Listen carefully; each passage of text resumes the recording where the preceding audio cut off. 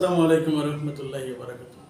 এই মুহূর্তে আমার আজকের এই ভিডিওটি দেশ এবং দেশের বাইরে বিশ্বের বিভিন্ন প্রান্ত থেকে যে যারা দেখছেন তাদের প্রতি আমার আন্তরিক শুভেচ্ছা ও অভিনন্দন জানিয়ে শুরু করছি। আমি মোহাম্মদ মিরাজুল ইসলাম, সিনিয়র সহকারী শিক্ষক, চৌধুরী স্কুল অ্যান্ড কলেজ, পাশাপাশি সহপরিচালক হিসেবে দায়িত্ব পালন করছি স্কাইটাস টেকনিক্যাল স্কুল অ্যান্ড বিএম কলেজে। সুপ্রিয় নবম দশম শ্রেণীর শিক্ষার্থীরা, অর্থাৎ যারা বাণিজ্য বিভাগের শিক্ষার্থীরা, তোমাদের যারা হিসাব বিজ্ঞান বিষয় খুবই দুর্বল, আর তাদের জন্য আমি খুবই ধারাবাহিক যে ক্লাস নিয়ে আলোচনা করতেছিলাম, আজকে দ্বিতীয় অধ্যায়ের 8 নম্বর অঙ্ক নিয়ে আলোচনা করবো। অবশ্যই তোমরা আমার সাথে থাকবে, অর্থাৎ তোমাদের জন্য যে আমার ফেসবুক পেজটা এসো শিখি সহজেই, এই পেজটিকে লাইক, কমেন্ট এবং ফলো করার মাধ্যমে সারা দেশের প্রত্যেকটা বাণিজ্য বিভাগের স্টুডেন্টের কাছে ছড়িয়ে দেবা, এই আশাবাদ ব্যক্ত করে আমি চলে যাবো সরাসরি বোর্ডে। সুপ্রিয় শিক্ষার্থীরা, আমি এক এক করে 7টা অঙ্কের সমাধান করেছি। যারা আমার ক্লাসগুলা ফলো করো, নিয়মিত ফলো করো, তারা অবশ্যই 7টা অঙ্কে কোনো সমস্যা থাকার কথা না। যদি সমস্যা থাকতো অবশ্যই আমাকে কমেন্ট করে জানাতে। সুতরাং আমি আজকে 8 নম্বর অঙ্কে যাব। 8 নম্বর অঙ্কে বলছে 2017 সালের জানুয়ারি মাসের 1 তারিখে জনাব জহির একটি গাড়ি মেরামতের জহির ওয়ার্কশপ নামে ব্যবসা শুরু করেন। তার প্রতিষ্ঠানের নিম্ন লেনদেনগুলো সংগঠিত হয়েছে। জানুয়ারি 1 তার জনাব জহির 5 লক্ষ টাকা এবং 50,000 টাকার আসবাবপত্র নিয়ে ব্যবসায় বিনিয়োগ করেন। জানুয়ারি 16 তারিখ ব্যবসায় প্রতিষ্ঠানে ব্যবহার করার জন্য 65,000 টাকা যন্ত্রপাতি ক্রয় করেন। গাড়ি মেরামত করে আয় হচ্ছে 80,000 টাকা। 26 তারিখ ওয়ার্কশপের ভাড়া প্রদান 21,000 টাকা।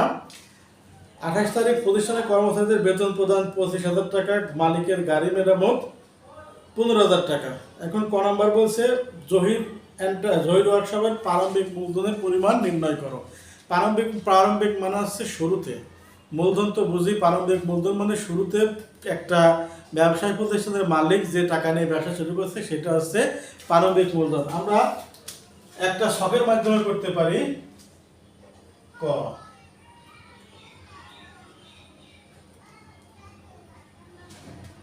প্রারম্ভিক মূলধনের পরিমাণ নির্ণয় করা হলো।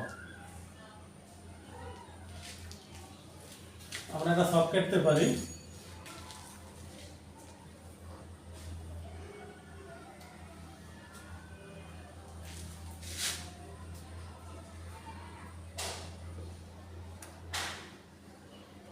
তারিখ, বিবরণ, টাকা। মূলধন যেহেতু বলছি যে শুরুতে যে টাকাটা নিয়ে ব্যবসা শুরু করা হয় সেটা হচ্ছে মূলধন। সুতরাং 1 তারিখে যে টাকাটা আছে সেটাই মূলধন। তার মানে নগদ টাকা আছে কত? 5 লক্ষ টাকা। আসবাব পত্র 50,000 টাকা। সুতরাং 5,50,000 টাকা হচ্ছে প্রারম্ভিক মূলধন। আশা করি বোঝাতে পেরেছি। 1 তারিখে যদি ঋণ থাকে তাহলে অবশ্যই প্রারম্ভিক মূলধনের সাথে ঋণ যুক্ত হবে না, অবশ্যই সেটা বিয়োগ হয়ে যাবে। সুতরাং আমরা অঙ্কটা আশা করি বোঝাইতে পারছি।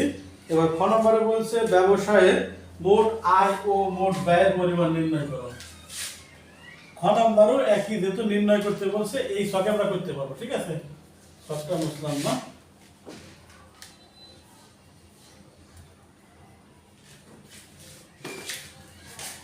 খ মোট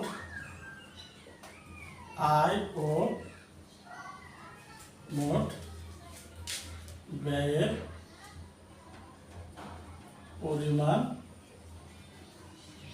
নির্ণয় করা হলো। সর্বপ্রথম আমরা আয় সমূহ লিখব। আয় সমূহ।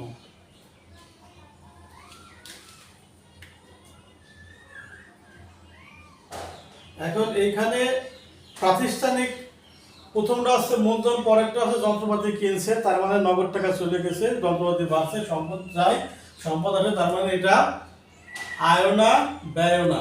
গাড়ি মেরামত করে আয় 2017 জানুয়ারি 21 গাড়ি মেরামত, মেরামত বানান হয় নাই, মহকারে ম হবে না ত। গাড়ি মেরামত কত টাকা? ৮০,০০০ টাকা। তারপর আছে ৩০ তারিখ, এটাও মালিকের গাড়ি মেরামত।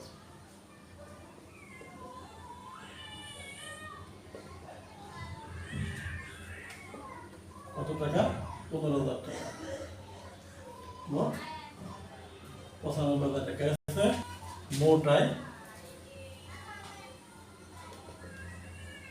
এবার হচ্ছে মোট ব্যয় নির্ণয় করব।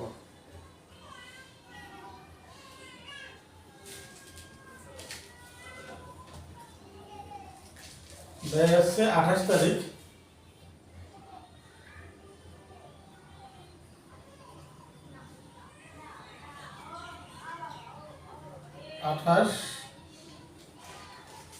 ওয়ার্কশপের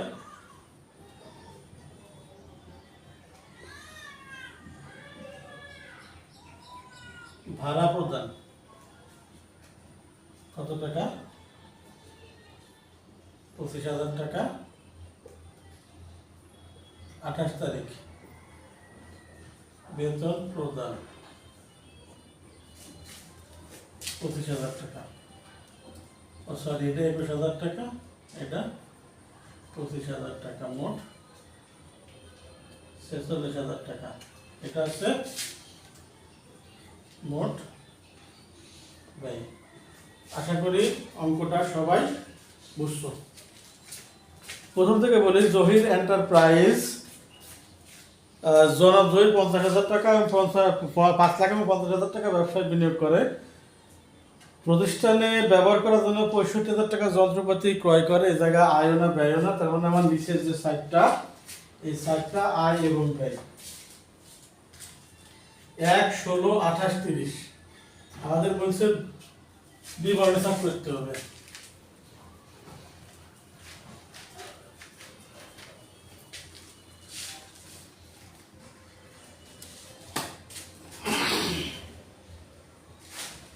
গ নম্বর বলছে হিসাব সমীকরণের পথ দেখানো হলো।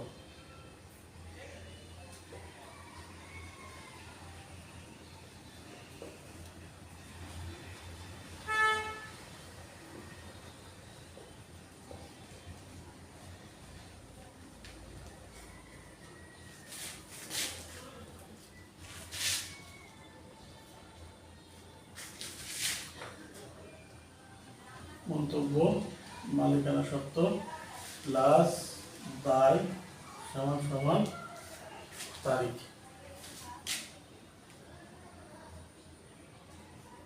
তারিখ এ সমান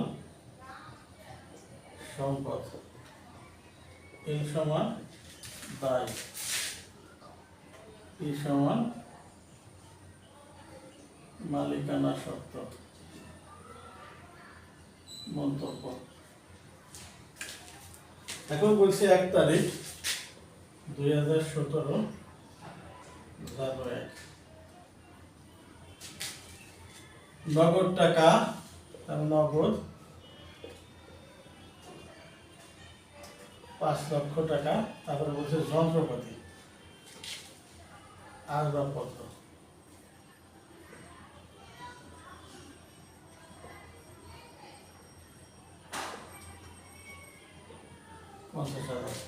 দুটা মিলে যেহেতু ১২ বেশ মূলধন লিখছিলাম, মূলধন ৫,৫০,০০০ টাকা। কি এটা?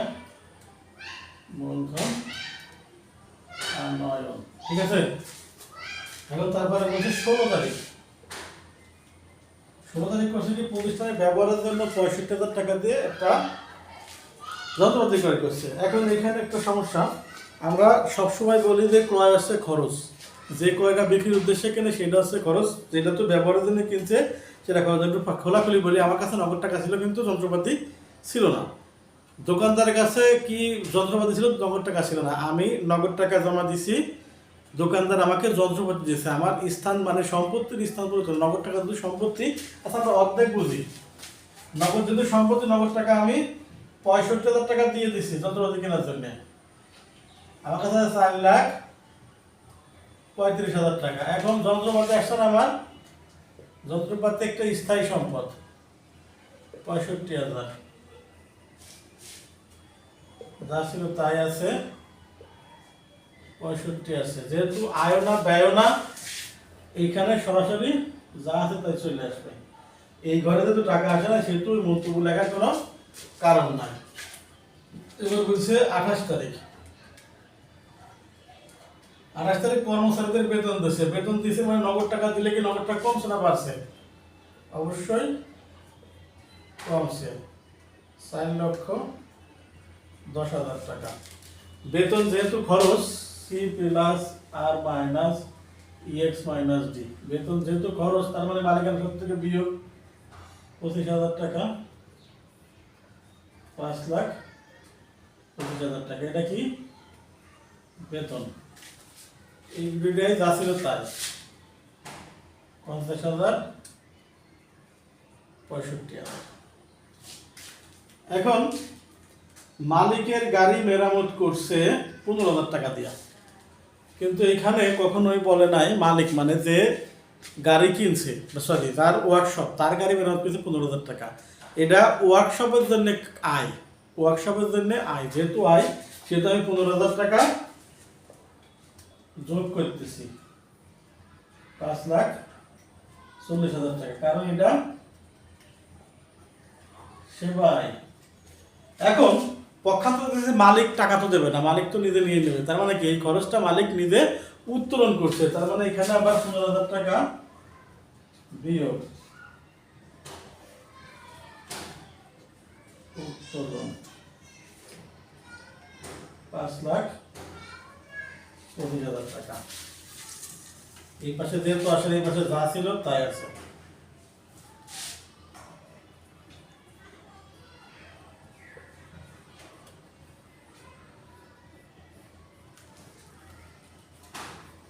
বাই পাশে কোনো কিছুই নাই।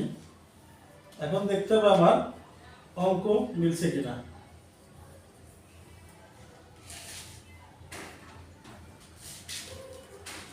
এখানে আছে 5,25,000 টাকা, আমার এখানেও 5,25,000 টাকা হইতে হবে। 5,75,000 আর 50, 5,20,000 টাকা। সুপ্রিয় শিক্ষার্থী, আমার সম্পত্তি পাশেও 5,25,000 টাকা, দায় ও মালিকানা সত্ত্ব 5,25,000 টাকা। আশা করি অঙ্কটা অত্যন্ত সহজে তোমাদের যেভাবে বোধগম্য হবে সেভাবে করার চেষ্টা করেছি, অবশ্যই তোমরা বুঝবে। যদি অঙ্কটা বুঝতে কোনো সমস্যা হয় তাহলে অবশ্যই অঙ্কটা বা আমার এই ভিডিওটা রিপিট কয়েকবার দেখবা, কয়েকবার দেখার পর যদি না বুঝো তাহলে অবশ্যই কোনখানটায় বুঝো নাই, আমার স্টুডেন্টের মতো বলো না স্যার কী বুঝি নাই তাও বুঝি নাই, ঠিক আছে? এগুলো বলা যাবে না। অবশ্যই যেটা বুঝবা না সেটা নিজে আইডেন্টিফাই করা শিখো, সমস্যা কোথায়। আইডেন্টিফাই করার পরে যদি সমস্যার সমাধান খুঁজে না পাও তাহলে অবশ্যই আমার কমেন্ট বক্সে জানাবা। সুপ্রিয় শিক্ষার্থী সবাই, আমার ভিডিওগুলো যারা দেখে তাদের জন্য, আবার এখন ভবিষ্যতে যারা দেখবে তাদের জন্য অগ্রিম শুভকামনা জানিয়ে শেষ করছি আমি আজকের মতো। সবাই ভালো থাকবে, আল্লাহ হাফেজ।